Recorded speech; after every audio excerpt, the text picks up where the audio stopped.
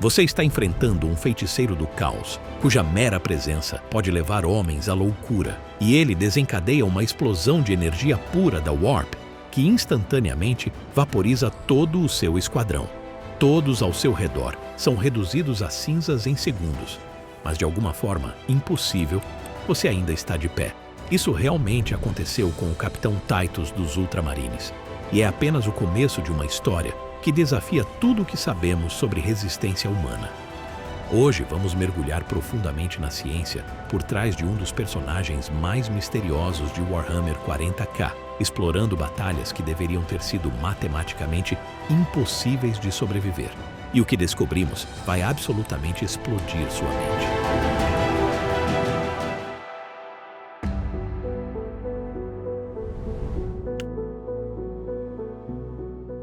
O Capitão Titus não é um Space Marine comum.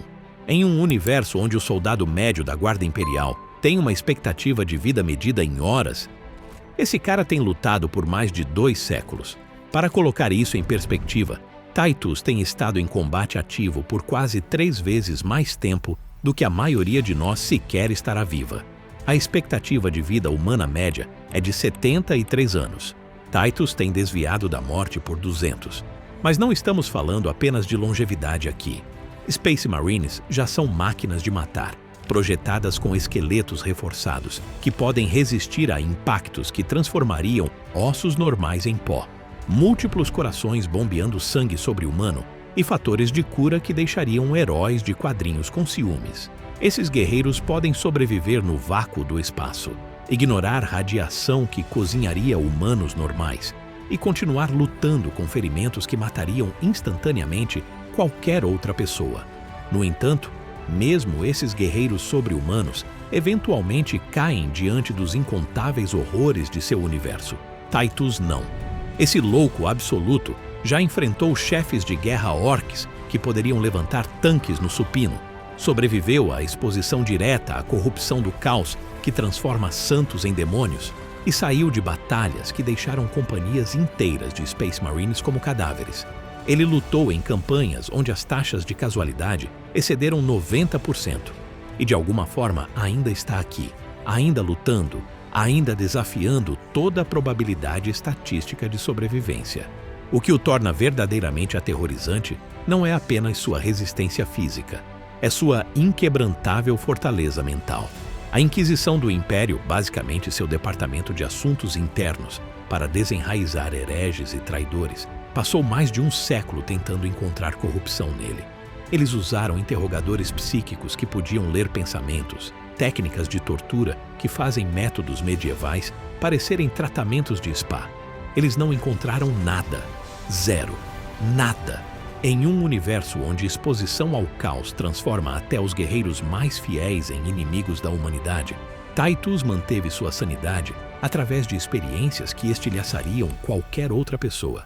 Mas é aqui que fica realmente louco. Seus feitos mais lendários não são apenas sobre sobreviver, são sobre prosperar em situações que deveriam ser matematicamente impossíveis de sobreviver. E estamos prestes a quebrar exatamente quão impossíveis elas realmente são.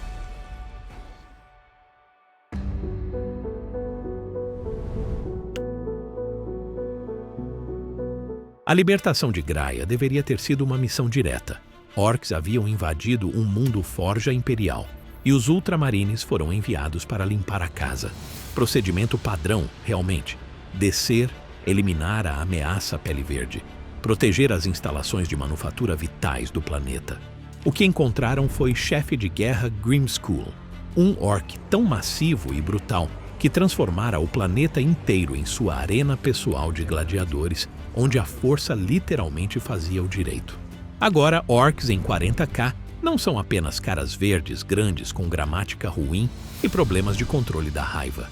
Eles são armas vivas que literalmente ficam mais fortes através do combate, seus corpos se adaptando e crescendo com cada luta que vencem. Grimskull era o pináculo absoluto dessa evolução, do tamanho de um prédio de 3 andares, usando armadura feita de cascos de tanque e chapas de nave estelar, empunhando armas que podiam nivelar quarteirões da cidade com um único golpe. Quando Titus o enfrentou em combate singular, Foi como assistir alguém lutar contra um desastre natural ambulante, armado com nada além de determinação e uma motosserra. A física, por si só, deveria ter tornado isso impossível. Os golpes da garra de guerra de Grimskull geravam energia cinética suficiente para perfurar paredes de bunker, reforçado como se fossem papel. Para sobreviver mesmo a um golpe, Titus precisaria de ossos mais densos que aço e músculos que pudessem absorver impactos medidos em toneladas de força. Ossos de Space Marine são de fato reforçados com compostos cerâmicos e de adamantium, tornando-os aproximadamente 50 vezes mais fortes que osso humano normal. Suas fibras musculares são camadas com tecidos sintéticos que podem se contrair com força sobre-humana. Mas mesmo essas melhorias não deveriam ser suficientes para lidar com o que Grimskull estava distribuindo. Estudos do mundo real de sobrevivência a impacto extremo mostram que o corpo humano só pode resistir a cerca de 50 Gs de força antes que dano interno catastrófico ocorra. Pilotos de caça regularmente experimentam 9 Gs durante manobras de alta velocidade e podem lidar brevemente com até 12 antes de perder a consciência. Pilotos de corrida em acidentes graves podem experimentar 100 Gs por uma fração de segundo, e esses impactos são frequentemente fatais, apesar do equipamento de segurança. Titus estava levando golpes que registravam centenas de Gs repetidamente e continuava lutando como se fosse apenas mais uma terça-feira. Mas Grimskull era apenas o ato de aquecimento. Nemeroth, um feiticeiro do caos que havia se conectado diretamente à própria Warp. A Warp, em 40K, é basicamente uma dimensão paralela, feita de energia psíquica pura, emoção bruta e horror cósmico dado forma. Imagine alguém te atingindo com uma explosão nuclear feita de pesadelos concentrados, loucura pura e energia que distorce a realidade tudo em um. Nemeroth desencadeou uma explosão da Warp que atingiu todo o esquadrão de Titus simultaneamente. Estes não eram soldados regulares, eram Space Marines em armadura energizada que pode resistir a tiros diretos de tanque. Todos, exceto Titus, foram instantaneamente vaporizados, não feridos, não nocauteados, completamente apagados da existência. A mesma energia que obliterou seus irmãos deixou Titus de pé, machucado, mas vivo. Para entender quão insano isso é, considere tardígrados, criaturas microscópicas que podem sobreviver a doses de radiação 1000 vezes maiores que o que mata humanos. Eles fazem isso através de criptobiose, essencialmente desligando e reiniciando seus processos biológicos. Poderia a biologia melhorada de Titus funcionar de forma similar? Space Marines têm cura acelerada e reparo celular, mas a energia da Warp não é apenas radiação, ela ataca a mente e alma diretamente. Estudos mostram que trauma psicológico extremo literalmente muda a estrutura cerebral. O hipocampo encolhe sob estresse prolongado e a maioria dos humanos desenvolve PTSD de experiências muito menos intensas. Titus enfrentou assalto psíquico que deveria tê-lo levado instantaneamente à loucura e emergiu mentalmente intacto. Isso vai além de qualquer mecanismo de defesa biológica conhecido.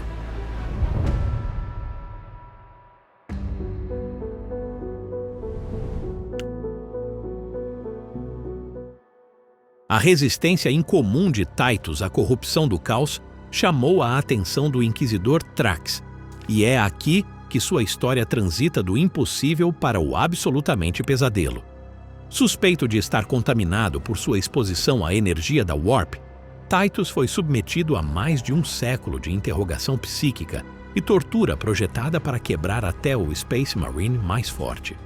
Deixe-me colocar esse período de tempo em perspectiva. 100 anos atrás, em nosso mundo, era 1924. A televisão ainda não havia sido inventada. Antibióticos eram mal compreendidos e a maior parte da tecnologia que consideramos garantida hoje não existia.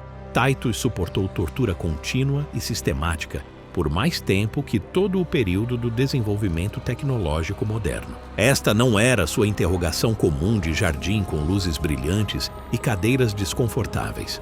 Interrogadores psíquicos da Inquisição possuíam habilidades que os permitiam literalmente alcançar os pensamentos de alguém, torcer memórias como argila e sistematicamente rasgar a identidade de dentro para fora.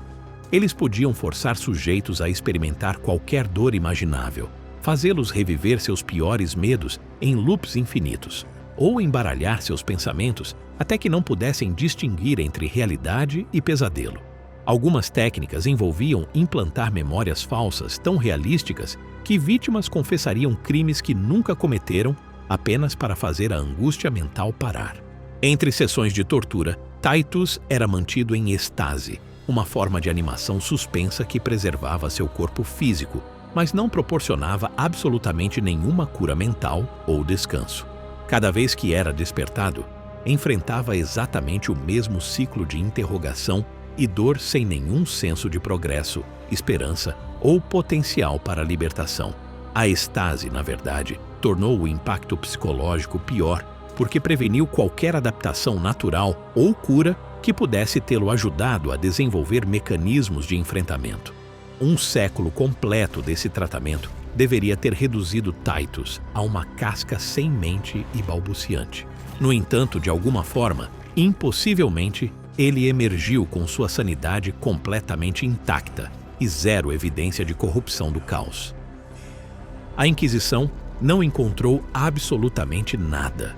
Ele foi eventualmente libertado e retornado ao serviço ativo, mas Titus não havia terminado de provar que opera por regras diferentes de todos os outros.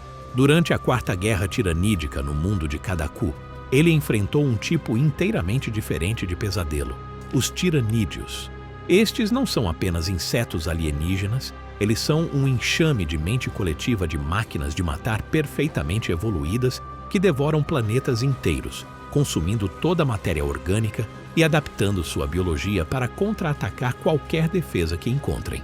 O assalto tiranídeo em Cadaku foi particularmente brutal, porque a infraestrutura industrial do planeta o tornou um alvo estratégico. Titus liderou sua companhia através de onda após onda de criaturas que haviam sido especificamente bioengenheiradas pela mente coletiva para serem os predadores perfeitos para a guerra urbana. Estamos falando sobre organismos que podiam se dissolver através do aço com seu sangue ácido, criaturas com garras afiadas como navalhas que vibravam em frequências projetadas para fatiar através da armadura de Space Marine, e artilharia viva que podia disparar espinhos de osso com a precisão de mísseis guiados. A batalha que quase acabou com Titus envolveu múltiplos carnifexes, tanques vivos do tamanho de ônibus urbanos, com armadura de osso mais espessa que chapas de aço, e garras que podiam fatiar através de ceramite como uma faca quente através da manteiga. Essas coisas pesam aproximadamente 20 toneladas cada e podem carregar a velocidades aproximando 55 km por hora. A energia cinética de um único impacto de Carnifex iguala a aproximadamente 50 toneladas de força. Imagine ser atingido por um trem de carga totalmente carregado, feito inteiramente de lâminas de barbear e combustível de pesadelo ácido. Os ferimentos que Titus sustentou teriam sido instantaneamente fatais para qualquer outra pessoa. Bioarmas. Tiranídeas injetam toxinas que desligam sistemas nervosos e dissolvem matéria orgânica no nível celular. Seus ferimentos foram tão severos que mesmo sua cura melhorada não conseguia acompanhar. Isso levou à aposta mais perigosa de toda sua carreira, o Rubicon Primaris. O Rubicon é um procedimento cirúrgico que transforma Space Marines regulares em Marines primares, versões maiores, mais fortes, mais rápidas. A taxa de mortalidade é insanamente alta, porque envolve implantar sistemas de órgãos inteiramente novos, enquanto o sujeito está consciente. Muitos que tentam simplesmente morrem na mesa. Titus não apenas sobreviveu, mas emergiu mais forte do que nunca. O procedimento envolve adicionar 3 novos órgãos, incluindo o Magnificat, que melhora a densidade muscular e força óssea, além mesmo dos níveis normais de Space Marine. My pledge is eternal service. A fornalha belisariana age como um coração secundário que pode reiniciar todas as funções biológicas, mesmo após morte clínica. Essas adições empurram marines primares para território sobre-humano que beireia o impossível.